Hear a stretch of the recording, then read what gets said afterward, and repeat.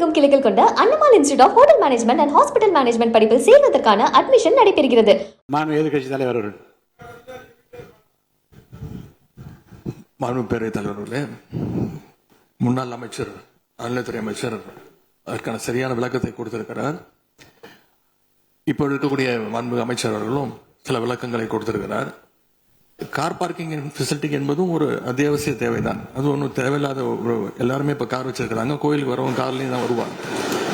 எனவே அதுவும் ஒரு தேவைப்படுகின்ற ஒரு வசதி தான். நான் கேட்டுக்கொள்வதெல்லாம், எங்களுடைய ஆட்சியில் அறநிலையத்துறை சார்பாக 4 கல்லூரிகளை திறந்திருக்கிறோம்.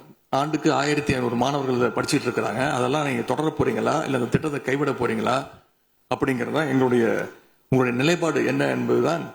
மாண்பு உறுப்பினர் சொல்லிட்டார். அதாவது ஏற்கனவே கல்லூரிகள் மற்ற அமைப்பில் எந்த விதமான தடையெல்லாம் அதையும் நாங்கள் தொடருவோம் என்ற வார்த்தை அவர் பேசும்போது குறிப்பிட்டிருக்கிறார். நன்றி.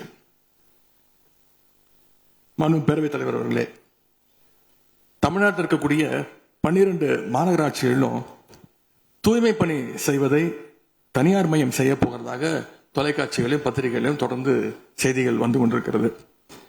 கடந்த காலத்தில் போராடிய தூய்மை பணியாளர்கள்லாம் நேரில் சந்திச்சிருக்கார் இன்றைய முதலமைச்சர் அவர்கள். ஆட்சிக்கு வந்ததும் தூய்மை பணியாளர்கள்லாம் பணி நிரந்தரம் செய்வோம் அப்படின்னு அப்போ வாக்குறுதியும் கொடுத்திருக்கிறாரு. ஆனா இன்னைக்கு சொன்னதுக்கு நேர் எதிராக தனியார் மையம் அப்படின்னு செய்திகள் வந்து கொண்டிருக்கிறது. இதற்கும் முதலமைச்சர் அவர்கள் அவருடைய பதில் உரையில விளக்கத்தை தர வேண்டும் என்று கேட்டுக்கொள்கின்றேன். மாண்பு பேரவைத் தலைவர் அவர்களே, சும்மா சொல்லக்கூடாது. நம்முடைய முதலமைச்சர் அவர்கள் ஆட்சிக்கு வந்த ஒரே மாசத்துல தமிழ்நாட்டிலேயே தன்னுடைய பெரம்பூர் தொகுதியை நம்பர் 1 தொகுதியாக மாத்தி காட்டிட்டார். எதுல நம்பர் 1 பாத்தீங்கன்னா, இன்னைக்கு தமிழ்நாட்டிலேயே மின்வெட்டுல நம்பர் 1 தொகுதி பெரம்பூர் தொகுதி தான். அதுவும் ஆளுங்கட்சிக்காரங்க என்ன தெரியுமா பேசிட்டு இருக்காங்க? அண்ணன் பவருக்கு வந்தா தமிழ்நாடு மாறும்னு பார்த்தோம். ஆனா அண்ணன் கைக்கு பவர் வந்த நாள்ல இருந்து தமிழ்நாட்டுக்கே பவர் போயிடுச்சு அப்படின்னு இன்னைக்கு ஆளுங்கட்சிக்காரர்கள் பேசிட்டு இருக்கிறாங்க. மாண்புமிகு மின்துறை அமைச்சர், மாண்புமிகு பேரவைத் தலைவர் அவர்களே, மாண்புமிகு முதல்வர் அவர்களே, மாண்புமிகு எதிர்கட்சி தலைவர் சொல்றப்ப தமிழ்நாட்டுக்கு ஏதோ மின்வெட்டு இருக்குன்னு சொல்லியிருந்தாரு. நாங்கள் ஒவ்வொரு நாளும் தமிழ்நாட்டில் எங்கெங்க எதனால மின்வெட்டு விழுதுன்னு நம்ம பப்ளிஷ் பண்ணிட்டே வரோம். டேஷ்போர்ட் பப்ளிஷ் பண்ணிட்டே வரோம். அதுல எதனால என்ன காரணம்னு சொல்லிட்டே வரோம். இந்த துறை ஏன் இப்படி இருக்குன்னு நாங்க ஏற்கனவே தெளிவா சொல்லிடுறோம். இந்த துறையோடைய இன்னைக்கு நிதிநிலை அறிக்கையில இந்த துறையில 2.5 லட்சம் கோடி கடன் இருக்கு. அது இல்லாமல் இந்த துறையில எந்தவித இன்ஃப்ராஸ்ட்ரக்சர் டெவலப்மெண்ட்டும் இவங்க கடந்த 5 ஆண்டுகள் 15 ஆண்டுகள் செய்யப்படவில்லை. இது சம்பந்தமாக விரிவான வெள்ளை அறிக்கை விரைவில் வெளியிடப்படும் நம்ம ஏற்கனவே சொல்லிடுறோம்.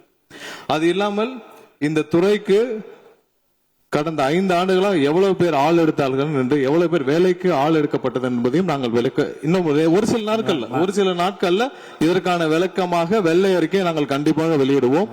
இந்த துறையில் பாத்தீங்கன்னா இப்ப வேக்கண்ட் மட்டும் 70,000 வேக்கண்ட் இருக்கு.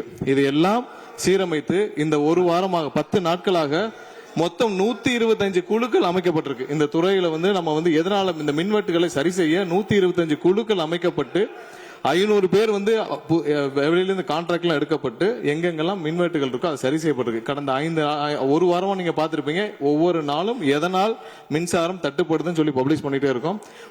பொதுவாக குற்றச்சாட்டுகள் சொல்லுவதை தவிர்த்து விட்டு எங்க ஸ்பெசிபிக்கா எந்த நாள்னு சொல்லிட்டு பெரம்பூர்ல அதான் சொல்றோமே, பெரம்பூர்ல எத்தனை முறை மின்சாரம் தட்டுப்படுச்சு, எதனால தட்டுப்படுச்சு, எவ்வளவு நேரத்தில் அது சீர் செய்யப்பட்டது, சரி செய்யப்பட்டதுன்னு பார்த்திருக்கோம்.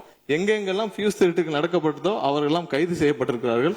அதே மாதிரி வேற எங்கெல்லாம் சிசிடிவி இல்லாத இடத்தில் இருக்குதோ அங்கெல்லாம் ரோந்து பணிகள் அதிகரிக்கப்பட்டிருக்கு.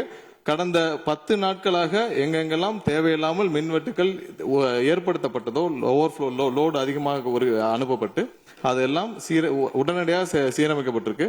ஒவ்வொரு நாளும் குறைஞ்சது 50 to 55 இடத்துல மின்சாரம் தட்டுப்பாடு அங்கங்க மின்வெட்டு ஏற்படுது. அதுல 35 இடத்துக்கு கீழேயாவது 1 மணி நேரத்துக்குள்ள சரி செய்யப்பட்டு வருகிறது. அதுக்கான டேஷ்போர்டுக்கு தெளிவாக எதிர்க்கட்சி தலைவர் பார்த்து விட்டு பேசினால் நன்றாக இருக்கும். தமிழகமெங்கும் கிளைகள் கொண்ட அண்ணமால் institute of hotel management and hospital management படிப்பில் சேர்வதற்கான அட்மிஷன் நடைபெறுகிறது.